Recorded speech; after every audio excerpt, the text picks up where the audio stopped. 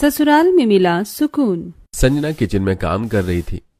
आज तो मैंने सारा काम कर दिया है, अब माँ मुझे नहीं डांटेंगी। माँ ये सब देखकर खुश हो जाएगी। संजना यही सोचकर सारा काम कर रही थी कि तभी सभी लोग घर आ जाते हैं। माँ आप लोग आ गए? नहीं, हमारा भूत है। देखो माँ कैसी पागलों जैसी बातें कर रही है। अरे पागल है तो पागल जैसी बात ही करेगी ना। वैसे माँ मैं बहुत थक गया हूँ, बहुत तेज प्यास लगी है। तू खड़े खड़े मुंह क्या देख रही है? देख नहीं रही हम सब लोग बाहर से थक कर आए हैं, तो ये नहीं कि पानी लाकर पिला दे। हाँ हाँ ठीक है, मैं अभी पानी लेकर आती हूँ। फिर संजना पानी लेकर आती है और शर्मिला को देती है। ये क्या इतना ठंडा पानी? ठंडी आ रही है तो मेरे बेटे को ठंडा ठंडा पानी पिलाकर उसे बीमार करना चाहती है। मैं सब समझ गई हूँ तेरी चाल। देख लीजिए अपनी बेटी को, हमारे बेटे के पीछे हाथ धोकर पड़ी है। नहीं नहीं माँ, मैंने ये सब जानबूझकर नहीं किया। अच्छा तो तू ठंडा पानी क्यों लाई है? तुझे पता नहीं है कि अभी ठंडी आ रही है? अगर मेरे बेटे को तेरा ये ठंडा पानी पीकर सर्दी हो गई तो? नहीं, वो तो मैंने सोचा कि। देख लीजिए, लाशरम नाम की तो कोई चीज भी नहीं है, अभी भी खड़ी होकर जबान लड़ा रही है। रुक, अभी तेरी अक्ल ठिकाने लगाती हूँ। इतना कहकर शर्मिला ठंडे पानी का गिलास संजना के मुंह पर फेंक देती है। अब आई ना इसे अकल, अब पता चला ठंडा पानी का कमाल। मेरे सामने खड़ी होकर अपने ये मगरमच्छ के आंसू मत दिखा। अगर इतना ही रोने का शौक है तो जाकर अपने कमरे में रो। और हाँ, ये जो कपड़े गीले हुए हैं ना, इन्हें बदलने मत जाना। इन्हीं गीले कपड़ों में जब पूरे दिन घूमेगी ना, तब तेरी अकल ठिकाने आएगी। समझी तू? अब जा, जाकर अपना काम कर। खड़े खड़े मेरा मुंह क्या देख रही है? फिर रोते हुए संजना किचन में चली जाती है और सब्जी काटने लगती है। माँ, आप मुझे छोड़कर क्यों चली गई? अगर आप होती तो आप मुझे समझती। आखिरकार एक माँ ही तो निस्वार्थ भाव से अपनी बेटी को प्यार करती है, वरना ये सारी दुनिया तो मतलब ही है। काश मेरी माँ मेरे साथ होती, फिर इस दुनिया की कोई भी शक्ति मुझसे मेरा सुकून नहीं छीन पाती। यही सोचते सोचते संजना अपने किचन का सारा काम करने लगती है। फिर रात को जब संजना सबको खाना परोस रही थी। ये क्या, भिंडी की सब्जी? मुझे भिंडी की सब्जी बिल्कुल भी पसंद नहीं। तूने भिंडी की सब्जी क्यों बनाई है? वो मुझे पता नहीं था, इसीलिए मैंने भिंडी की सब्जी। चुप हो जा तू, मेरे सामने इस तरह बहाने मत बना। तूने जानबूझकर ही भिंडी की सब्जी बनाई है ताकि मेरी बेटी उसे ना खा पाए और भूखी रहे। तेरी सारी साजिशें मैं समझती हूँ। माँ, अब मैं इसे कैसे खाऊं? तू चिंता क्यों कर रही है? अब ये दोबारा बनाएगी तेरे लिए। बता तेरी फेवरेट सब्जी क्या है? माँ, पनीर की सब्जी। लेकिन उसमें तो बहुत टाइम लगेगा, रात हो जाएगी, मैं सोऊंगी कब? हाँ तो तुझे किसने कहा है कि तू सो? मत सो तू, लेकिन मेरी बेटी के लिए पनीर की सब्जी बनाकर उसे खिला। तेरे सोने या न सोने से हमें कोई फर्क नहीं पड़ता। मेरा मुंह क्या देख रही है? माँ ने क्या कहा, सुना नहीं क्या तूने? फिर संजना किचन में जाती है और पनीर की सब्जी बनाने लगती है। रात के 12 बजे तक वो पनीर की सब्जी बना लेती है। माँ, खाना बन गया। एक काम कर, खाना बन गया है तो ऊपर मेरी बेटी को देकर आ। ठीक है। फिर संजना काजल के रूम में खाना देने जाती है। काजल, ये लो तुम्हारा खाना। तू रह रह कर अपनी औकात भूल जाती है क्या? तेरी हिम्मत कैसे हुई मुझे मेरे नाम से बुलाने की? मेरी और आपकी उम्र में तो कोई फर्क नहीं है, तो फिर मैं। चुप हो जा, खाना दे दिया ना, अब जा मेरे कमरे से। 1 मिनट रुक जाइए ना, मैं अभी चली जाती हूँ, पर थोड़ी देर मुझे यहाँ रहने दीजिए ना। वो आपके कमरे में हीटर लगा है और मुझे बहुत ठंड लग रही है। ये हीटर मेरे लिए लगाया है, तेरे लिए नहीं। और ये सब तेरी माँ छोड़कर नहीं गई है तेरे लिए, इसलिए चुपचाप यहाँ से चली जा। काजल की बात सुनकर संजना वहाँ से अपने कमरे की ओर जाने लगती है कि तभी उसे शर्मिला देख लेती है। ओए कामचोर, कहाँ जा रही है? सारा काम कौन करेगा? माँ, मैंने सारा काम कर दिया है, बस बर्तन मांजना बाकी है, वो मैं कल सुबह कर दूंगी। अभी रात के 12:30 बज गए हैं। 12:30 बज गए हैं तो? माँ, वो। चुपचाप जा और पूरा किचन साफ कर, उसके बाद ही तू सोएगी। अगर उससे पहले सोई तो मैं तेरी चमड़ी उधेड़ दूंगी। जी जी ठीक है माँ। फिर संजना जाकर बर्तन धोने लगती है। अभी तो सिर्फ बर्तन ही साफ हुए हैं, अभी तो पूरा किचन साफ करना है। किचन साफ करते करते तो 3 बज जाएंगे, लेकिन अगर उससे पहले सोई तो माँ मुझे छोड़ेंगी नहीं। एक काम करती हूँ, पहले किचन साफ कर लेती हूँ, फिर आराम से सो जाऊंगी। ये सोचकर संजना पूरा किचन साफ करती है। किचन साफ करते करते तो सुबह के 3 बज गए हैं। चलो अब सो जाती हूँ। फिर संजना अपने कमरे में जाकर सोती है कि तभी 5 बजे शर्मिला कमरे में आती है। ओ करमचली कलमोही, सोती ही रहेगी क्या? जाकर मेरी बेटी के लिए नाश्ता बना दे, आज उसे पिकनिक पर जाना है। क्या माँ, अभी? लेकिन मैं 3 बजे ही सोई थी, अभी कैसे? जाकर चुपचाप खाना बना, तू कितने बजे भी सोई थी उससे मुझे कोई फर्क नहीं पड़ता। माँ तो सुनेंगी ही नहीं। एक काम करती हूँ, जाकर नाश्ता बना देती हूँ, उसके बाद दोपहर में सो जाऊंगी। क्या सोच रही है? जा जल्दी खाना बना। जी जी, जी माँ। फिर संजना जाकर किचन में नाश्ता बनाती है और थोड़ी देर के बाद चलो नाश्ता बन गया और खाना भी, अब घर का काम करके दोपहर में सो जाऊंगी। ये सोचते सोचते संजना नींद में ही सारा काम करती है और जब दोपहर को सोती है तब माँ मैं आ गई। अच्छा वैसे कल मोही क्यों नहीं दिखाई दे रही? पता नहीं होगी कहीं। छोड़ना तुझे क्या। नहीं माँ, मैं उस गवार को सुकून से रहने नहीं दूंगी। उसकी जिंदगी का सुकून ही तो मुझे छीनना है। रुको, अभी मैं उसे सबक सिखाती हूँ। ये कहकर काजल संजना के कमरे में जाती है और फिर अच्छा तो ये गवार हीटर ऑन करके आराम से सुकून की नींद सो रही है। अब मैं इसे बताती हूँ। इतना कहकर काजल हीटर बंद कर देती है और एसी ऑन करके उसका कंबल छीन कर रूम से बाहर निकल जाती है। फिर थोड़ी देर बाद मुझे बहुत ठंड लग रही है। ये क्या हो रहा है? अरे एसी किसने ऑन किया और हीटर क्यों बंद कर दिया? कंबल भी नहीं है, मुझे बहुत ठंड लग रही है। एक काम करती हूँ, एसी बंद कर देती हूँ। फिर संजना एसी का रिमोट ढूंढने लगती है लेकिन उसे वो नहीं मिलता, तो संजना कमरे से बाहर जाने की कोशिश करने लगती है। ओहो, ये दरवाजा क्यों नहीं खुल रहा? मुझे बहुत ठंड लग रही है। खोलो, कोई खोलो इसे। संजना को दरवाजा पीटते देखकर काजल इतनी जोर जोर से दरवाजा क्यों पीट रही है? टूट जाएगा तो तेरी माँ लाकर मुझे पैसे देगी क्या इसके? चुपचाप इस कमरे में बंद रहे। तेरी हिम्मत कैसे हुई दोपहर को सो जाने की, ऊपर से हीटर ऑन करने की? बिजली का बिल तेरी माँ नहीं देती है। मुझे बहुत ठंड लग रही है। यहाँ एक भी कंबल नहीं है। आज के बाद मैं दोपहर में कभी नहीं सोऊंगी। ये लोग तो मुझे सुकून से रहने भी नहीं देते, सुकून से सोने भी नहीं देते। पता नहीं कब मेरी जिंदगी में सुकून आएगा भी या नहीं। इसी तरह अक्सर संजना को उसकी सौतेली माँ और सौतेली बहन परेशान किया करती थी। फिर एक दिन काजल और संजना दोनों के लिए रिश्ता आता है। बताइए शर्मिला बहन, आपकी कौन सी बेटी के साथ किस लड़के की कुंडली मिलाऊं? एक काम कीजिए, इस अमीर लड़के के साथ मेरी बेटी काजल की कुंडली मिलाइए और इस गरीब लड़की के साथ संजना की। तभी शर्मिला को किसी का फोन आता है। हेलो शर्मिला, आ रही है ना मेरे घर? अच्छा, तो इस अमीर वाले की कुंडली संजना बिटिया के साथ मिलानी है। हाँ। ठीक है। पंडित समझने में गलती कर देता है और संजना का रिश्ता अमीर लड़के से और काजल का रिश्ता गरीब लड़के से तय कर देता है। फिर शादी के दिन संजना बहू, आओ मंडप में बैठो। क्या संजना? आपने ही तो कहा था कि अमीर लड़के के साथ संजना की शादी तय करनी है। बात कीजिए। आप फोन पर बात कर रही थी तब आपने कहा था। अरे नहीं, मैंने तो फोन पर अपनी दोस्त को हाँ कहा था, आपको नहीं। माँ आपने ये क्या किया? इस घटिया की शादी इतने अमीर घर में कर दी और मेरी गरीब घर में। अब मैं वहाँ कैसे रहूंगी? देखिए आप चिल्ला क्यों रही हैं? दोनों आपकी ही तो बेटियां हैं। संजना की शादी इस घर में हो या काजल की, बात तो एक ही है। शादी तय होने के बाद अपनी इज्जत के चक्कर में शर्मिला कुछ कह नहीं पाती और संजना की शादी अमीर घर में और काजल की शादी गरीब घर में हो जाती है। फिर गृह प्रवेश के वक्त अपने दाएं पैर से कलश को गिराकर घर में गृह प्रवेश करो। संजना अपने घर में सुकून की एक पल की नींद भी नहीं ले सकी थी, जिसकी वजह से वो दाएं पैर की जगह बाएं पैर से कलश गिरा देती है। भाभी, आपने ये क्या किया? मैंने आपको दाएं पैर से कलश गिराने को कहा था, आपने बाएं पैर से क्यों गिराया? ओहो बहू, तूने ये कितना बड़ा अपशगुन कर दिया। देख बहू, अब तो इस आरती की थाल में पैर रखकर घर में गृह प्रवेश करना, इसमें कोई भी गलती मत करना। संजना जैसे ही थाली में पैर रखने जाती है, गलती से संजना का पैर थाली के कॉर्नर पर पड़ता है और सारा आलता घर में फैल जाता है। बहू, ये तूने क्या किया? तुझे सुनाई नहीं देता क्या? पहले तो तूने कलश को गलत पैर से गिराया, फिर आलता घर में फैला दिया। तेरे पास अकल नहीं है क्या? गृह प्रवेश के वक्त इतना बड़ा अपशगुन। भगवान, ये कैसी बहू आ गई है मेरे घर। सॉरी माँ जी, वो मुझसे गलती हो गई। मैंने ये सब जानबूझकर नहीं किया। तेरी सॉरी का मैं अचार डालूं?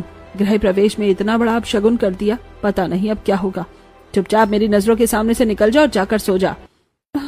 माँ जी वो देखो, माँ से कल सुबह बात करना। माँ अभी बहुत गुस्से में है, चलो हम सो जाते हैं। फिर सिद्धांत और संजना कमरे में जाते हैं। सिद्धांत सो जाता है और वहीं संजना। हे भगवान, मेरी जिंदगी में सुकून नाम की कोई चीज है या नहीं? पहले तो मुझे मायके में कभी सुकून नहीं मिला और फिर जब मैंने सोचा कि शायद ससुराल में सुकून मिलेगा तो यहाँ भी मुझे ऐसी सास मिली है। पता नहीं क्या होगा मेरा। ये सोचते सोचते संजना सो जाती है और फिर अगली सुबह ओह शिट, ये क्या, सुबह के 7 बज गए। अब मैं क्या करूं? जैसे मायके में मुझे डांट पड़ती थी वैसे ही अब ससुराल में भी डांट पड़ेगी।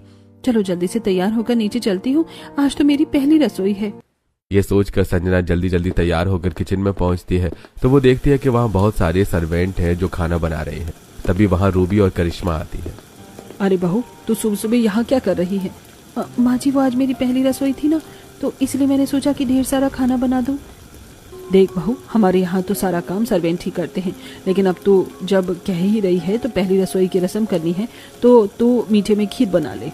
ठीक है माँ जी। भाभी, मैं आपकी हेल्प कर देती हूँ। लेकिन सिर्फ खीर ही तो बनानी है, इसमें कैसी हेल्प? मैं अकेले बना लूंगी, मेरी वजह से तुम क्यों परेशान होगी? बहू, तो इस घर में नई है और खीर बनाना है का क्या मतलब है? तो इस तरह रसोई में अकेले काम करती हुई अच्छी थोड़ी ना लगेगी, इसलिए तू और करिश्मा मिलकर खीर बना लो। फिर रूबी चली जाती है और करिश्मा संजना की खीर बनाने में मदद करती है। खीर बनते ही संजना सबको खीर परोसती है। ये क्या भाभी, आप खड़ी क्यों है? आप भी बैठिए ना भाभी। नहीं नहीं, आप लोग पहले खा लीजिए, मैं बाद में खा लूंगी।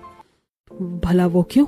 तू भी हमारे परिवार का हिस्सा है। जब पूरा परिवार साथ में नाश्ता कर रहा है तो फिर तू बाद में क्यों करेगी?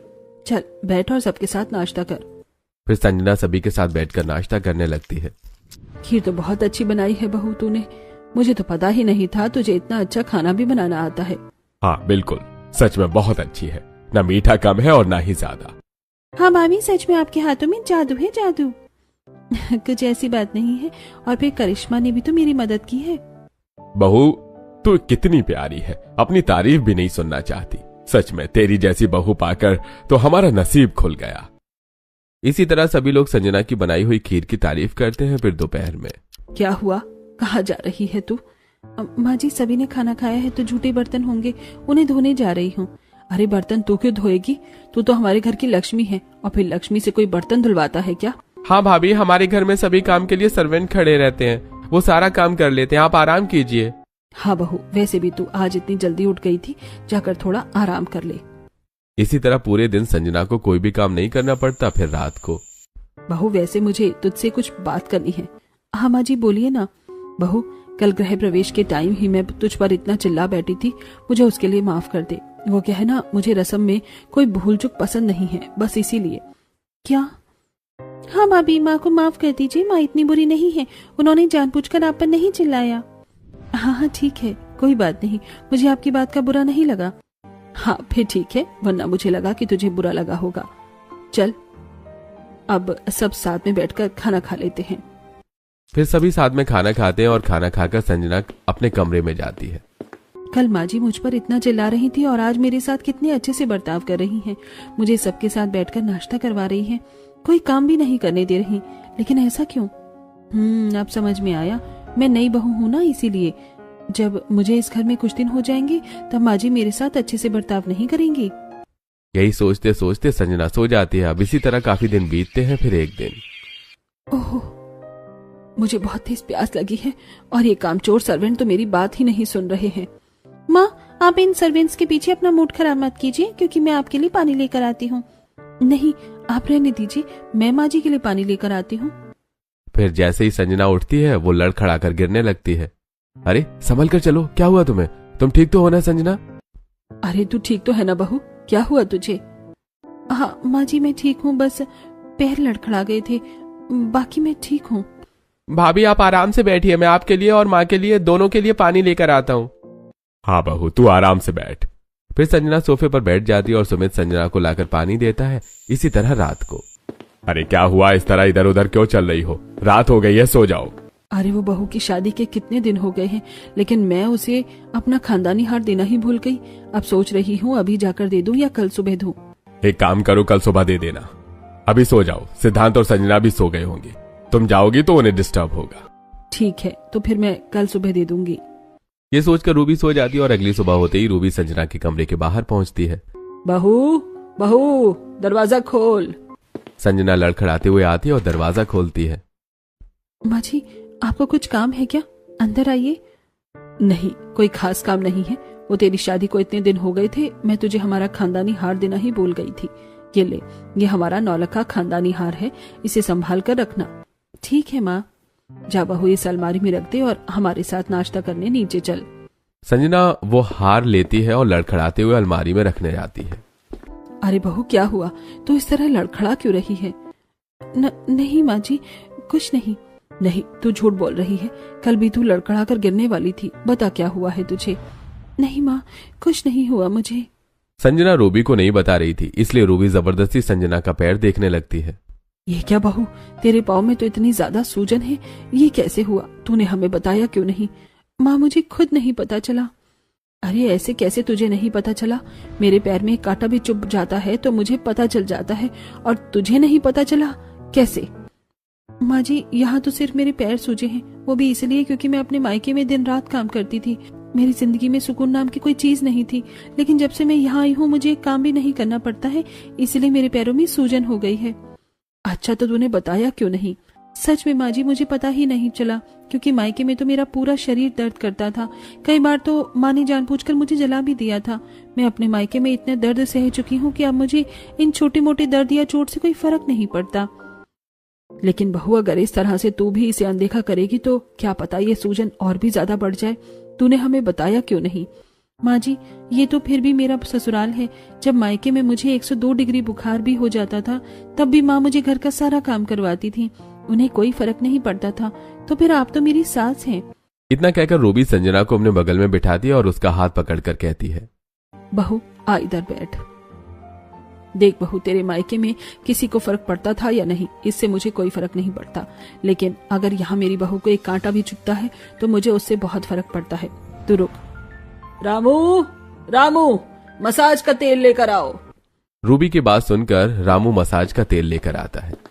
ये लीजिए मालकिन, आपने तेल मंगवाया था ना? हाँ, इसे यहीं रख दो और दरवाजा बंद करके चले जाओ।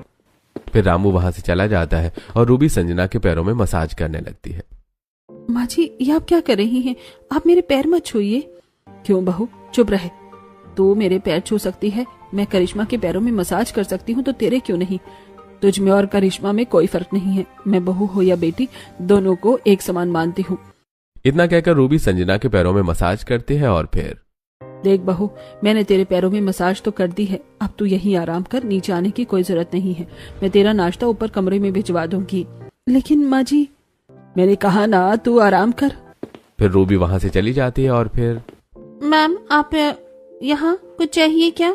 नहीं, मुझे तो कुछ नहीं चाहिए, लेकिन तुम आज का नाश्ता संजना मैडम के कमरे में पहुंचा दो। ठीक है।